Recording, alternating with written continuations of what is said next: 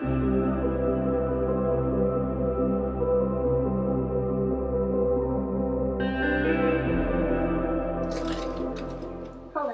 welcome to my garden.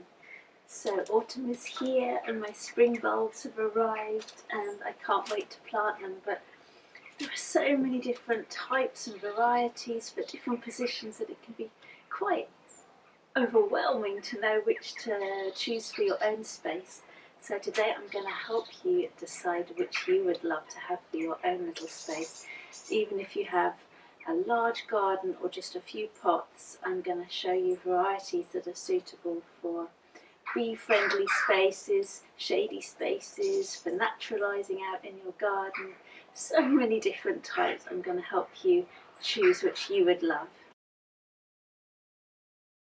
Those spring bulbs are planted in the autumn from September into November, before the first really hard frost. So sometimes you can even manage in December if you're a bit late.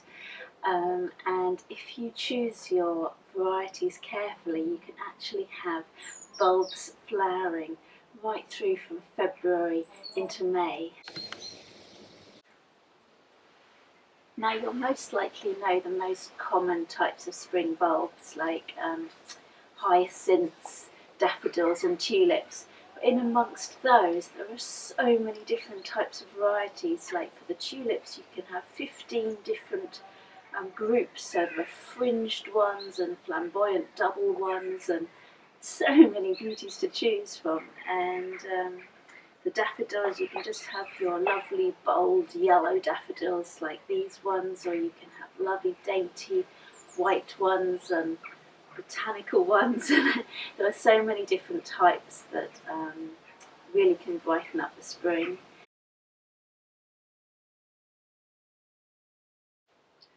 Now, most spring bulbs love a sunny position with well-drained soil. So if you're going to be planting them out in your garden and you've got really heavy clay soil, you can add a load of grit into the base of where you're planting your bulbs just to help them along. And the same in a pot, you can add extra grit or perlite or clay pebbles to the base of the pot, or just to help the drainage. But if you haven't got lots of sunny positions and you've just got a partly shady garden, or you've got an area like I have, I've got this big large oak tree in my garden which I do love, but it provides a lot of shade, and there are a good variety of spring bulbs that you can plant for partly shaded areas under deciduous trees. In other words, they lose their leaves over winter and don't get them into later on in the spring, so those bulbs get the benefit of a bit more light but still cope in that more shady area.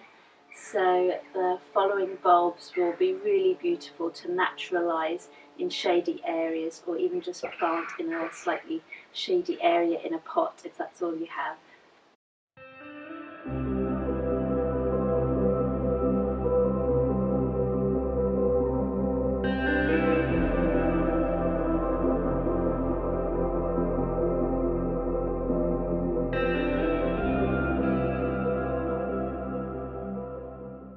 If you have a lawn area and you would love to naturalise some bulbs into the lawn, there are lots of really lovely varieties you can choose from.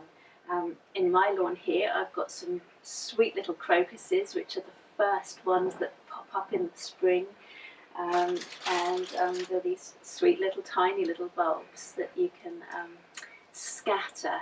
So if you're planting on a lawn, it's better just to scatter the bulbs and plant them where they land, because it gives a more naturalistic look, which is what you're wanting to go for in that kind of area.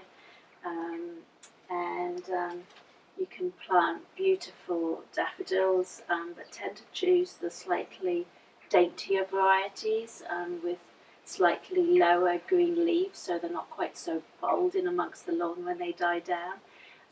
You just want to remember in the springtime to allow all the green leaves to die down before cutting the lawn. So you'll need to have an area where you're not so worried about mowing your lawn so regularly, but once all the green leaves have died down, all the goodness will go back into the bulbs and they'll come back the next year, and over the years they'll start spreading and it will be a beautiful carpet of flowers in the springtime.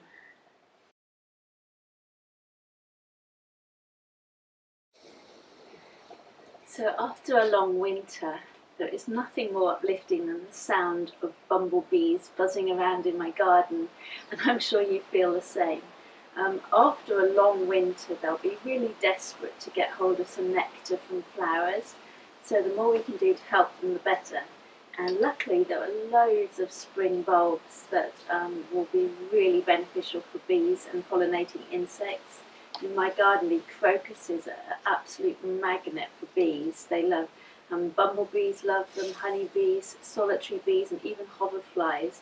They get little coats of pollen on them, and they just have a great old party in my garden. So the following varieties will be fantastic for encouraging bees and pollinating insects into your garden and giving them that helping hand after a long winter.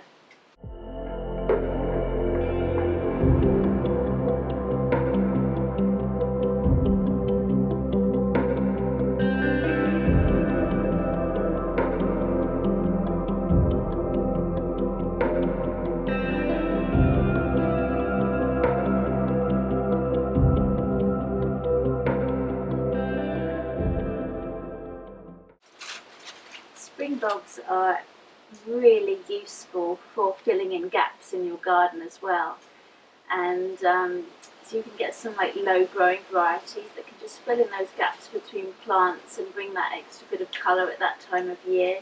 And they're great for around the base of shrubs, and you can combine low growing varieties with higher growing varieties, so you get that nice different height, which adds a bit more interest to the garden.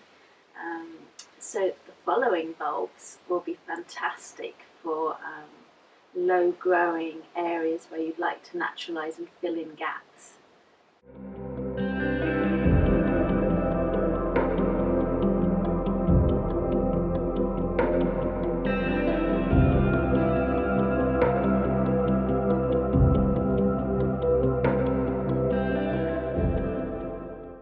It can take quite a lot of work to plant your bulbs, but they do give you so much back.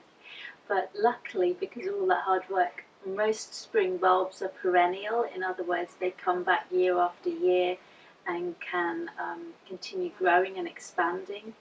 But tulips can be a little bit trickier. There are certain groups of tulips that have been proven to be more perennial. But to give your other tulips more chance of coming back each year, you just want to plant them that bit deeper, so like at least 8 inches deep, and that gives them that bit more encouragement to keep flowering each year.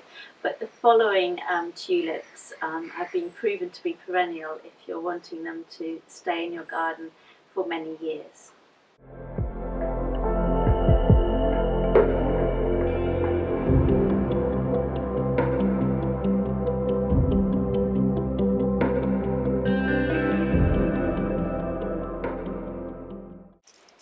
So now you've had all the fun of choosing which bulbs you want, you'll need to know how to plant them. So most bulbs, as a general rule, like to be planted 3 times their depth.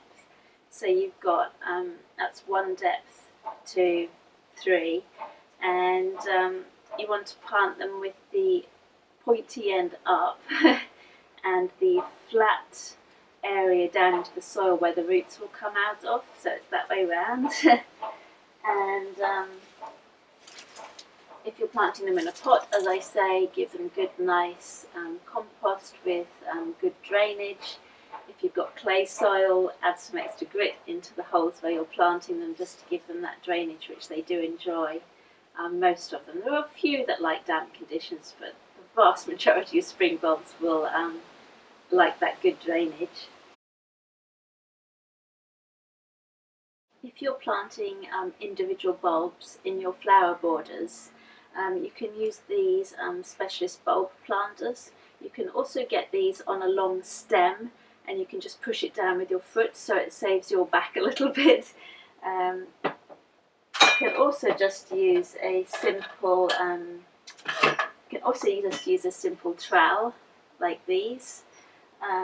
What I actually found quite handy, especially if you're trying in the lawn, are these dibbers that are used for getting weeds out, but they've got a nice long shoot, so those are quite handy as well. But anything really works that you've got to hand. And also to give all your spring bulbs that helping hand.